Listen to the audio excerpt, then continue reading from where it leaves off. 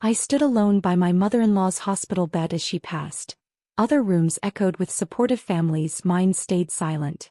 No husband, no friends, no calls, not even a fake excuse. As the doctor marked the time, a nurse handed me her final letter. Inside were names, a key, and one chilling instruction.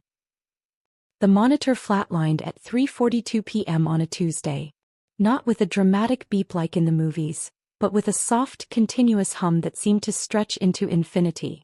I stood frozen, my hand still wrapped around Holly's cooling fingers, realizing I was now the only living person in the room. My mother-in-law had just taken her final breath, and I was completely alone. "Mrs. Walsh? Are you all right?" A nurse appeared in the doorway, clipboard pressed against her chest. Her eyes held the practiced sympathy of someone who witnesses death daily but still hasn't become numb to it. I nodded mechanically, my throat too tight for words. The hallway behind her buzzed with life. Family members hugging doctors, children clutching balloons for recovering parents, elderly couples holding hands in waiting room chairs. And here I stood, in a bubble of silence that no one had bothered to penetrate. I called them again. I finally managed, my voice embarrassingly small. My husband and his sister. They said they were coming. The nurse's expression softened with understanding. She'd been here the past 3 days while I maintained my vigil. She'd seen me make those calls, leave those messages, send those increasingly desperate texts.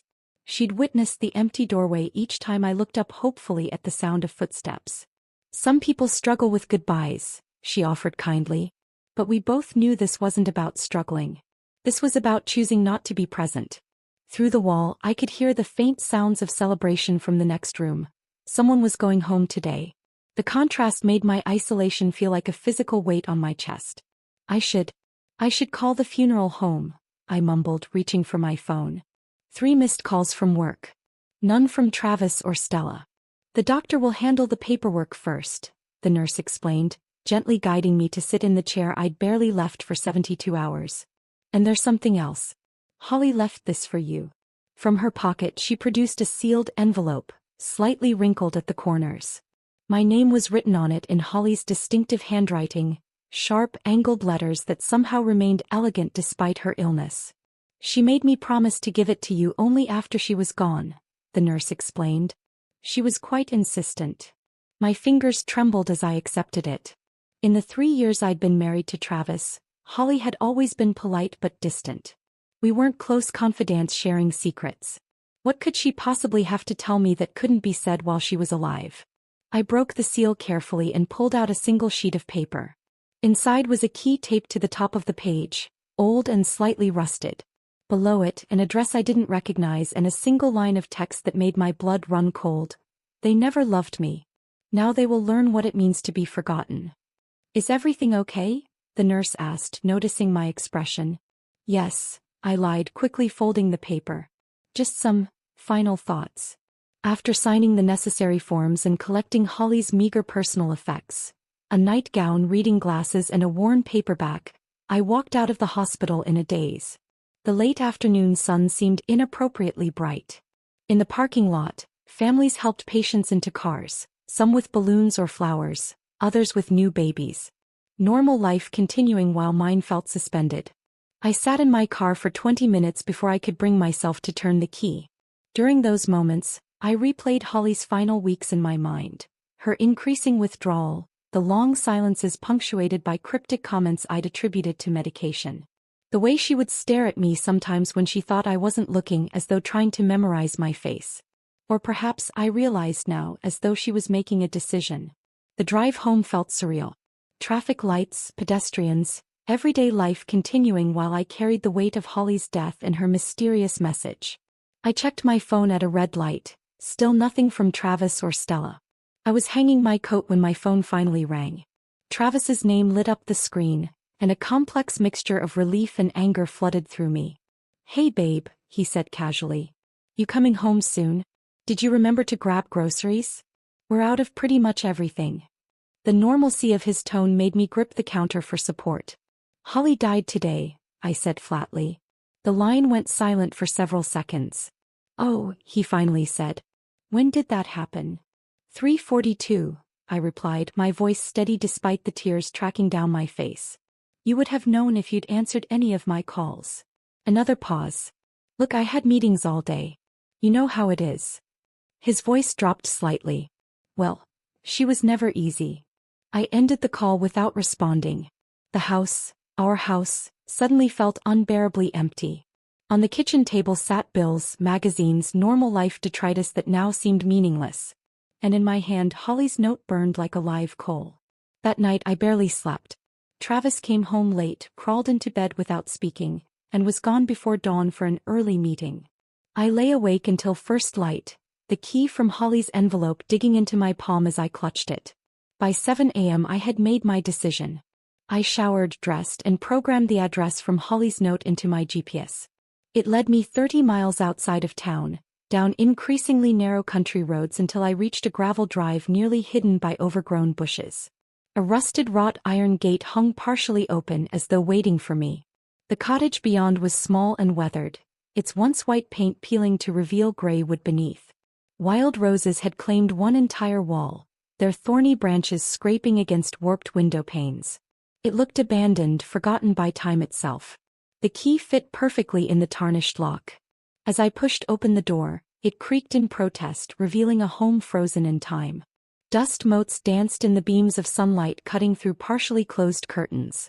Books lined shelves along one wall. Photo albums were stacked on a coffee table.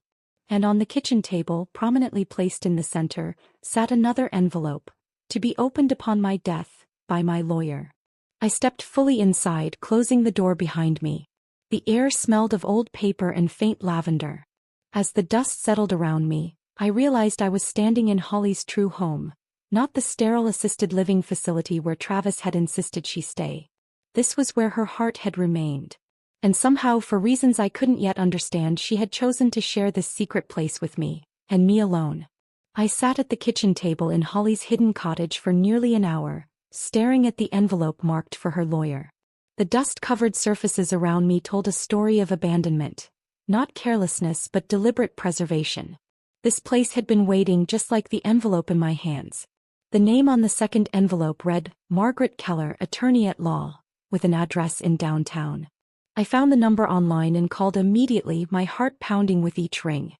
Keller Legal Services, answered a crisp, professional voice. My name is Courtney Walsh, I began, my voice surprisingly steady. My mother-in-law, Holly Walsh, passed away yesterday. She left me an envelope addressed to you. A pause stretched over the line. Ms. Walsh, I've been expecting your call.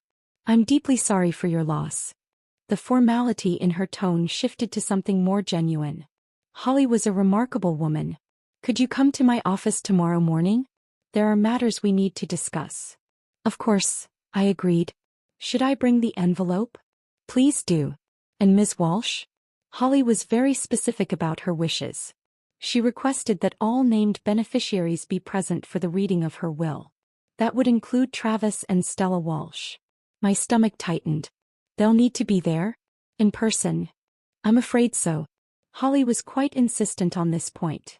That evening I returned home to find Travis sprawled on the couch watching basketball highlights. He barely glanced up as I entered. Where have you been all day? He asked, eyes still fixed on the screen. I stood in the doorway studying his profile, the same strong jaw as Holly's but none of her character.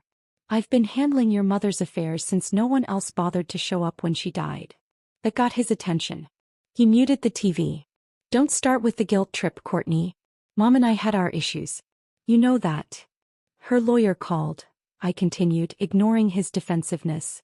We need to be at her office tomorrow morning for the reading of the will. You, me, and Stella. He snorted. What will? Mom had nothing but medical bills. Nevertheless, her lawyer insists we all attend. Mrs. Keller said Holly was very specific about this. Travis rolled his eyes but shrugged. Fine. I'll call Stella. The next morning, Travis drove us downtown in irritated silence. We met Stella outside the modest brick building that housed Keller Legal Services. She was smoking, her angular face pinched with annoyance. This is ridiculous, she muttered, stabbing out her cigarette. I had to take unpaid time off for this. We entered the building together. A family only in the most technical sense. Mrs. Keller's office was small but immaculate. walnut furniture, law books, and a single orchid on the windowsill. The lawyer herself matched her surroundings, silver-haired, impeccably dressed, with shrewd eyes that seemed to evaluate us instantly. Two older women were already seated in the visitor chairs. Diane and Eleanor, friends from Holly's church whom I'd met at holiday gatherings years ago. They nodded politely but seemed as confused about their presence as we were. "Thank you all for coming," Mrs. Keller began once we were seated. "As Holly's legal representative for the past 15 years, I've been entrusted with executing her final wishes." Travis checked his watch pointedly. Stella tapped her foot, arms crossed defensively across her chest. "Let's proceed," Mrs. Keller continued, slipping on reading glasses and opening a leather portfolio. "This is the last will and testament of Holly Elizabeth Walsh, revised and notarized 2 months ago." She began reading the formal language of the document. Travis and Stella exchanged bored glances. Diane and Eleanor sat respectfully attentive. I clutched my purse, inside which rested both envelopes Holly had left for me. "Moving to the distribution of assets," Mrs. Keller continued. "To my son Travis Walsh." Travis straightened slightly. "I leave my forgiveness, though you have not earned it." The room went silent. Stella's foot stopped tapping. "To my daughter Stella Walsh I leave my wedding band which you once admired. May it remind you that promises should be kept." Stella's face flushed crimson. "To my friends Diane Mercer and Eleanor Thompson, I leave my gratitude for the kindness you showed in my final year, and a sum of $5,000 each." The two women exchanged surprised glances. "And to my daughter-in-law, Courtney Walsh, I leave the entirety of my remaining estate, including my primary residence at 47 Willow Lane, all bank accounts, investment portfolios, insurance policies, and personal possessions." The silence cracked. "What?" Stella's voice sliced through the room. "That's absurd." Travis leapt to his feet. "There must be some mistake. Courtney barely knew my mother." Mrs. Keller remained utterly composed. "There is no mistake. Holly was of sound mind when she made these changes." "Changes?" Travis demanded. "What changes?" "When your mother revised her will on March 15th of this year, shortly after receiving her terminal diagnosis." Travis turned to me, his face contorted with suspicion. "You knew about this, didn't you? What did you do, manipulate her while she was drugged up? Take advantage of her confusion?" "I had no idea," I whispered, genuinely shocked. Then a memory surfaced. "She asked me to drive her to an appointment downtown in March. She said it was for her medication plan. I waited in the car. I never knew." "How convenient," Stella spat. "The devoted daughter-in-law act worked perfectly, didn't it? Well, we'll contest this. Mom wasn't in her right mind." Mrs. Keller cleared her throat. "I anticipated this reaction. Holly did as well." She slid a document across the table. "This is a psychiatric evaluation performed 1 week before Holly changed her will, certifying her mental competency. She also recorded a video statement explaining her decisions, which will be provided to the court if necessary." Travis's face had gone pale. "How much?" he asked hoarsely. "How much did she leave?" Mrs. Keller glanced at me. "The cottage alone is worth approximately $300,000. There are investment accounts totaling just over $270,000, and insurance policies worth $150,000. Holly lived modestly but invested wisely." Diane and Eleanor were staring at me with a mixture of surprise and something else. Respect, perhaps. Or vindication. "This is legally binding," Mrs. Keller continued. "My office will handle the transfer of all assets. And now, if you'll excuse us, I need to speak with Mrs. Walsh privately." After Travis and Stella stormed out, followed by the two friends, Mrs. Keller handed me a third envelope. "Holly asked me to give you this after the reading. She said you would understand." Alone in her office, I opened it with trembling fingers. Inside was a single sheet of Holly's stationery, her precise handwriting forming just one paragraph. "Forgive no one. Let them beg. Let them kneel. And when they do, smile, turn, and walk away." I folded the note carefully and placed it in my purse alongside the others. When I looked up, Mrs. Keller was watching me with quiet understanding. "She chose you for a reason," the lawyer said softly. "Not just as her beneficiary but as her voice." In that moment I finally understood. Holly hadn't simply left me money or property. She'd given me something far more valuable, the power she'd never had in life. And with it, a mission that would test every part of me. Outside, Travis was waiting by the car, his expression a storm of confusion and rage. Stella had disappeared. As I approached, I felt something shift inside me, a new strength flowing through my veins. Holly's voice seemed to whisper in my ear, "Now they will learn what it means to be forgotten." The drive home from Mrs. Keller's office was excruciating.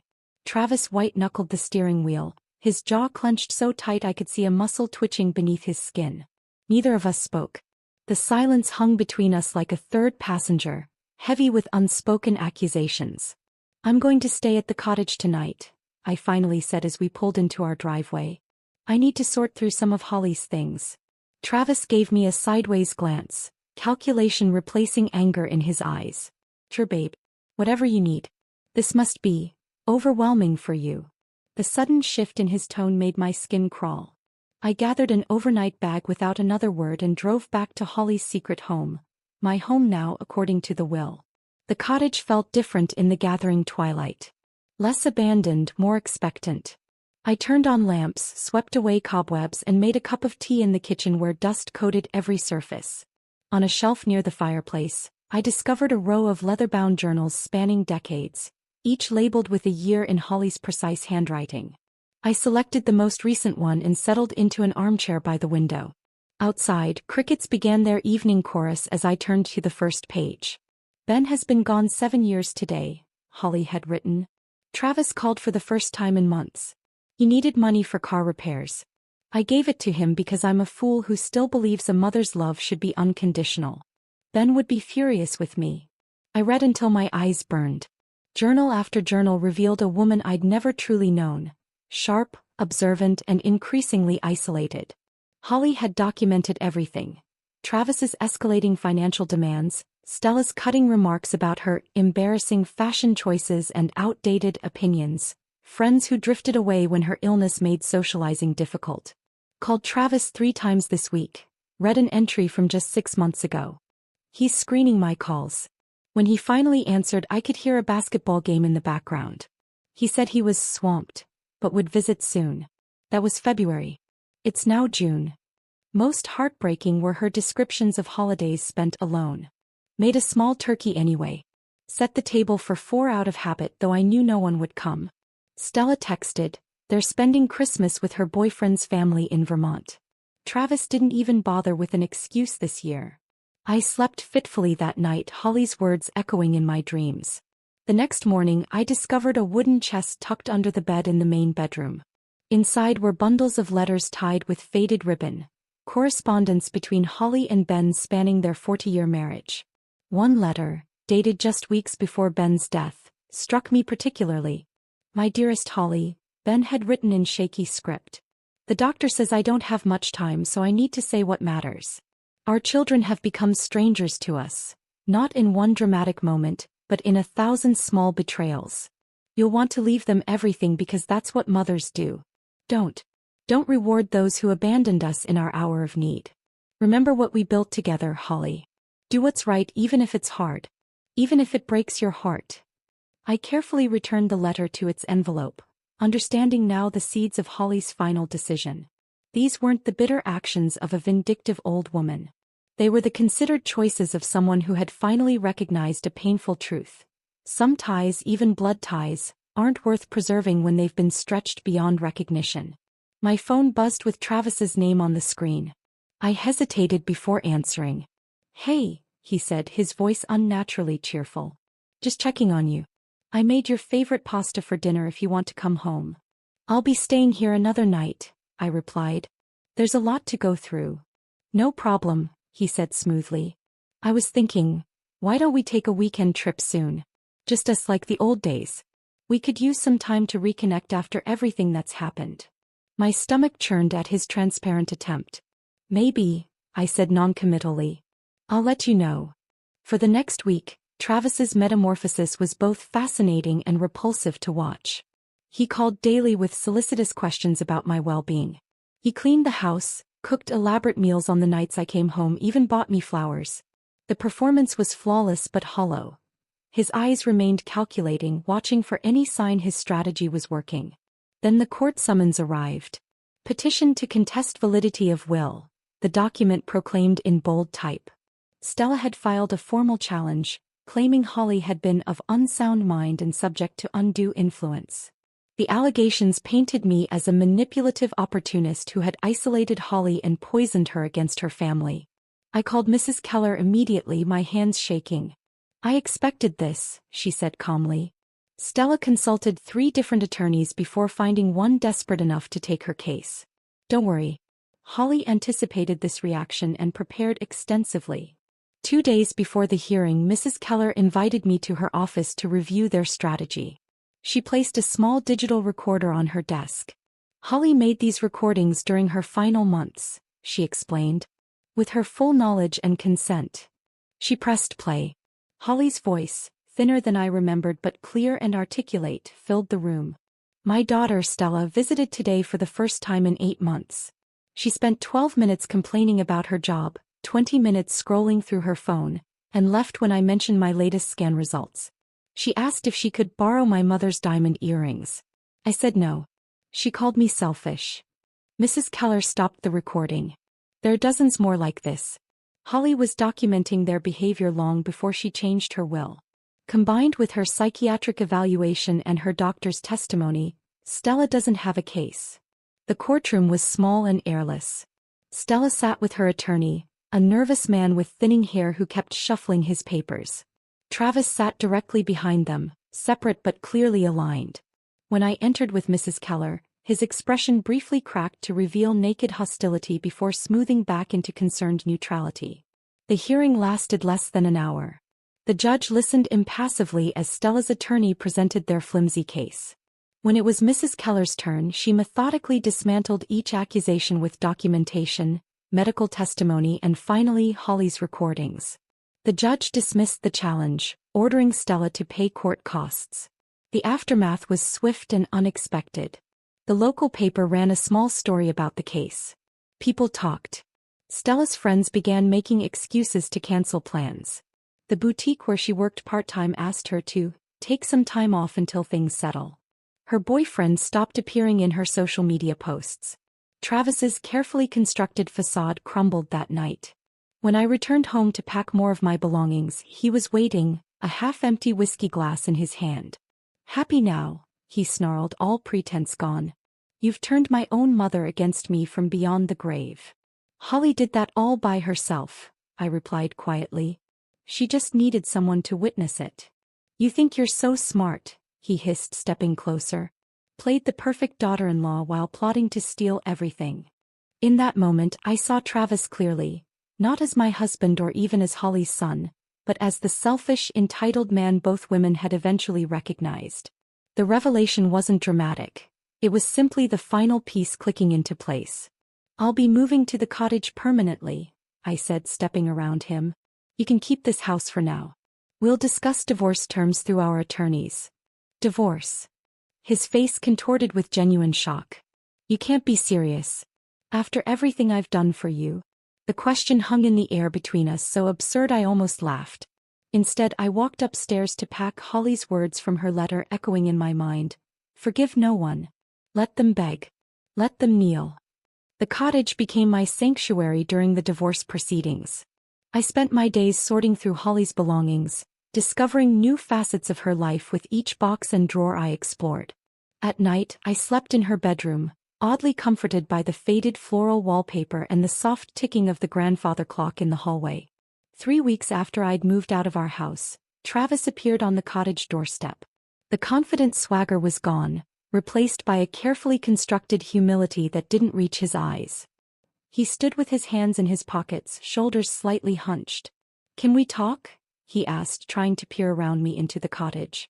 I stepped outside rather than inviting him in, closing the door firmly behind me. Holly's space wasn't for him to invade. "The bank called," he said after an awkward silence. "They're questioning some of the business loans. Without Mom's co-signing power." He trailed off, eyes fixed on a point just past my shoulder. "And?" I prompted, refusing to make this easier for him. "I'm in a tight spot, Court. Just until things stabilize." $5,000 would cover this month's mortgage and the car payment. I studied his face, the face I'd woken up beside for 3 years, thinking I knew the person behind it. Your mother left everything to me, I replied evenly. You left her with nothing. I'm just following her wishes. His carefully constructed facade cracked. She's dead. What does it matter to her now? This isn't about Mom anymore. This is about you being vindictive. No, Travis. This is about consequences. Holly saw you clearly in the end, and now so do I. As he stormed back to his car, I felt no satisfaction, only a quiet certainty that I was honoring Holly's final request. Stella came next, not in person but through a frantic voicemail left at 2 a.m. My landlord's threatening eviction, she slurred, clearly intoxicated. I lost my job because of that stupid court case. This is all your fault. The least you could do is help me out. I deleted the message without responding. The cottage itself seemed to have opinions about my choices. Each time I refused their entreaties, the ancient floorboards would creak in what felt like approval. As spring progressed into summer, I began transforming the space, guided by entries from Holly's journals. Always wanted this place to be filled with conversation and laughter, she'd written once. Ben and I dreamed of hosting gatherings for our friends for the community. Then life got in the way and somehow it never happened. I hired local contractors to repair the sagging porch and update the plumbing. I painted walls in warm, welcoming colors and replaced the threadbare carpets with polished hardwood. The final touch was a hand-carved wooden sign above the front door, Holly's Haven. Mrs. Keller helped me establish a non-profit foundation with a portion of Holly's investments. We opened the doors on what would have been Holly's 73rd birthday, offering the community a place for grief support groups, elder companionship programs and weekly community dinners. Holly would have loved this, Diane said, her eyes damp as she toured the renovated space. She'd become a regular visitor during the renovation process, sharing stories about Holly that painted a vivid picture of the woman before loneliness and illness had dulled her spirit. She was always the first to organize a meal train when someone was sick, Eleanor added, adjusting a photograph of Holly I'd hung in the entryway. Remember how she taught those cooking classes at the church? She made everyone feel like family. The irony wasn't lost on me. Holly had created family connections with virtual strangers while her own children had abandoned her. But through the foundation's work, a new narrative emerged. People in town began speaking of Holly differently. No longer the reclusive old woman who died alone, but the generous spirit whose legacy was bringing the community together. 6 months after Holly's death, Travis made his most calculated move. He invited me to lunch at our old favorite restaurant, an intimate Italian place where we'd celebrated anniversaries and birthdays. He arrived early, securing our usual table by the window. When I sat down, he immediately reached for my hands across the table. I've been doing a lot of thinking, he began, his voice low and earnest. A lot of soul-searching. I wasn't the husband you deserved. I wasn't the son my mother needed. I slipped my hands from his grasp, watching him carefully. I want us to start over, Court. Renew our vows, rebuild what we had. He pulled a small velvet box from his pocket and placed it between us. I found Mom's engagement ring in her things before. Well, before everything happened. She would have wanted you to have it. The lie was so blatant it almost took my breath away. Holly's engagement ring was locked in my jewelry box at the cottage, one of the few personal items she'd kept with her at the assisted living facility, and which had been returned to me with her effects. That's not her ring, Travis, I said quietly. His composure faltered momentarily before he recovered. Well, it's similar. The point is, I want to make things right. Meet me at Riverside Park this weekend. We can talk about our future. I agreed, more curious than conflicted about what he might try next. The park was ablaze with autumn colors when I arrived on Saturday. Travis waited by the stone bridge where he'd proposed 3 years earlier, his theatrical sense of symmetry on full display. He'd even brought champagne and 2 flutes. You came, he said, unable to hide his surprise and relief. I did. I reached into my bag and pulled out a manila envelope. I brought something for you as well. His face brightened as he reached for it, doubtless expecting some sign of capitulation. Instead, he found divorce papers already signed by me. What is this? He demanded, though the answer was clearly spelled out on the first page. Exactly what it looks like. You made your choices long ago, Travis. Now I'm making mine. You can't do this, he sputtered. After everything I've done to make things right. You haven't done anything to make things right, I corrected him. You've done everything to get your hands on Holly's money. There's a difference. He ripped the papers in half, a childish gesture that changed nothing. My attorney had the originals. This isn't over, he threatened, storming away. But it was. 2 days later, an email arrived from Stella. Gone was the entitled anger of her earlier communications. In its place was a carefully crafted apology and a heartfelt plea for assistance. I've hit rock bottom, she wrote. I know I don't deserve your help, but I'm desperate. Even a small loan would make a difference right now. I considered her words for a long time, remembering Holly's final letter. Then I scanned that letter and attached it to my reply. Nothing more, nothing less. Forgive no one. Let them beg. Let them kneel. And when they do, smile, turn and walk away. I blocked her email address immediately afterward. That evening I walked through Holly's Haven after everyone had gone home. The rooms still held echoes of the day's conversations, elderly neighbors sharing stories over tea, a young widow finding solace in a support group, children laughing during an after-school program. For the first time since Holly's death, I felt a genuine sense of peace wash over me. I wasn't just someone's wife anymore. I wasn't just someone's daughter-in-law.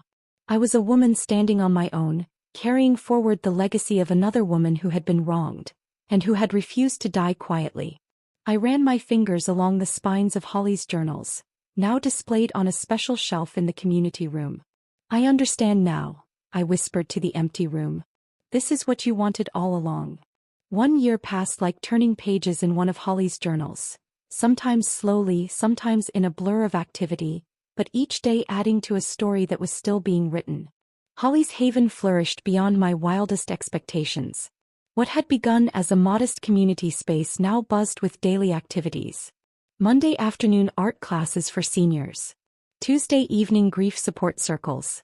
Wednesday community dinners where strangers became friends over homemade lasagna and apple pie. The cottage that had once stood empty and forgotten now pulsed with life. On the anniversary of Holly's passing, we unveiled a mural in the entrance hall. The local artist had worked from photographs I'd found in Holly's albums. Images of Holly and Ben in their prime, sitting beneath the sprawling oak tree that still stood majestically behind the cottage. In the painting, they were young and vibrant, Holly's head thrown back in laughter while Ben gazed at her with undisguised adoration. It captures them perfectly, Eleanor remarked during the unveiling ceremony, dabbing at her eyes. That's exactly how they were before. Well, before everything changed. The everything she referred to hung unspoken between us. Ben's death, the family's abandonment, Holly's isolation. But the mural represented something different. Not an ending but a continuation. Holly would have hated all this fuss, Diane said with a watery chuckle, gesturing at the crowd gathered for the unveiling. But secretly she would have loved it too. I nodded, throat tight with emotion. She would have pretended to be embarrassed while memorizing every detail to write about later. That evening, after everyone had gone home, I sat alone in what had once been Holly's bedroom but now served as my office. The local newspaper had covered the unveiling, and I traced my finger over the headline, Holly's Haven marks 1 year of community service. The article mentioned the upcoming senior health fair we were hosting and quoted several program participants about the difference the center had made in their lives. My phone buzzed with a text from Mrs. Keller. Holly would be proud. Not just of the center but of you. The following week, I received an invitation to speak at a regional conference on elder care and community support. The organizer had visited Holly's Haven during an open house and been impressed by our programs.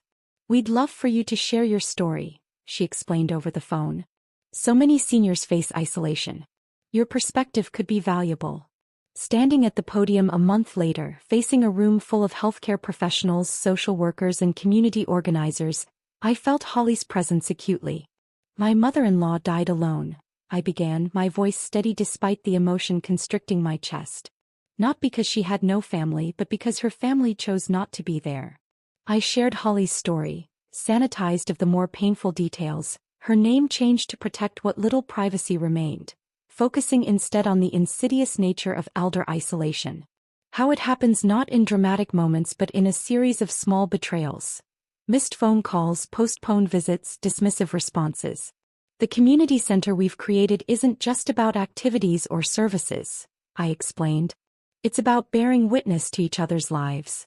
It's about creating spaces where people are truly seen and heard, especially when their biological families fail them. After my speech, a line of people waited to speak with me. Many shared similar stories. Parents or grandparents whose children had drifted away, elderly neighbors who went days without speaking to another human being. "Have you considered writing a book?" one woman asked, pressing her card into my hand. "I'm an editor at Meridian Publishing. Your message deserves a wider audience." That night in my hotel room, I opened my laptop and began typing. The words flowed easily as though they'd been waiting for permission to emerge. I wrote about Holly, about her journals, about the woman I'd come to know only after her death. I wrote about grief, not just for her passing, but for the relationship we might have had if I'd recognized her loneliness sooner. But as the manuscript progressed over the following months, it transformed. The early chapters, steeped in loss and regret, gave way to something unexpected: hope. I found myself writing about Holly's Haven, about the community that had formed within its walls, about the healing that happens when people come together with purpose. I titled the manuscript, "The Letter That Set Me Free," an homage to Holly's final communication that had changed the course of my life. My editor loved it, calling it a timely examination of family obligation, elder care, and finding strength in unexpected places. News traveled as it always does in small towns. I heard through Eleanor that Travis had moved to Arizona, remarried just 6 months after our divorce was finalized. He'd found work at a car dealership, a step down from the business he'd been forced to sell when the loans came due. His new wife was 24, a former receptionist at his old company. "Apparently they're trying for a baby already," Eleanor reported during one of our weekly tea sessions. I nodded, feeling nothing but a vague sense of pity for a woman who didn't know what she'd signed up for. Stella's trajectory had been different. According to town gossip, she'd taken a night shift at the 24-hour diner on the highway, serving truckers and insomniacs. Diane had seen her there once. Thinner, paler, her customary sharp tongue notably absent. "She looked right through me," Diane said. "Wouldn't even meet my eyes when she brought the coffee." I never responded to these updates, never expressed satisfaction or regret. Holly's final instruction, "Smile, turn and walk away," had become my mantra. Not out of cruelty or vengeance, but from the quiet certainty that some bridges once burned should stay that way. The book was published in spring, coinciding with the 2nd anniversary of Holly's Haven. The launch event, held in the center's community room, drew a surprisingly large crowd. As I signed copies and accepted congratulations, I couldn't help but think of how differently things might have gone if Holly had been surrounded by even a fraction of this support during her final days. Later that evening, after the caterers had packed up and the last guest had departed, I walked out to the massive oak tree behind the cottage. Its branches stretched toward the darkening sky, leaves rustling in the gentle breeze. At its base, I placed a bouquet of wildflowers, the same variety that had grown in Holly's garden when she and Ben first bought this land. "You were never forgotten," I whispered, resting my palm against the rough bark. "And now neither am I." The breeze picked up, sending petals dancing around my feet. In that moment I felt a profound sense of completion. The past, with all its pain and betrayal, remained where it belonged, behind me. The future stretched ahead, built not on the shaky foundation of family obligation, but on the solid ground of truth, respect, and quiet strength. Holly's final gift hadn't been the money or the property. It had been permission to define myself on my own terms. To recognize toxic relationships and walk away from them without guilt. To build something meaningful from the ashes of disappointment. As twilight deepened into night, I made my way back to the cottage, to the home that had become both sanctuary and mission. Tomorrow would bring new visitors to Holly's Haven. New stories. New connections. The work would continue, evolving in ways even Holly couldn't have imagined. And somewhere I liked to think she was watching. Not with bitterness or regret, but with the quiet satisfaction of a woman whose final act of defiance had created ripples of change far beyond her own life. That, I decided, was the true meaning of legacy. Not what you leave behind, but what grows from the seeds you plant. Holly had planted seeds of truth in the barren soil of betrayal. And against all odds, something beautiful had blossomed. If this jaw-dropping inheritance surprise had you gasping, smash that like button right now. My favorite part was when Courtney handed Travis the divorce papers at the same park where he once proposed. Talk about poetic justice. What was your favorite moment? Drop it in the comments below. Don't miss more powerful stories of standing your ground. Subscribe and hit that notification bell so you never miss an upload.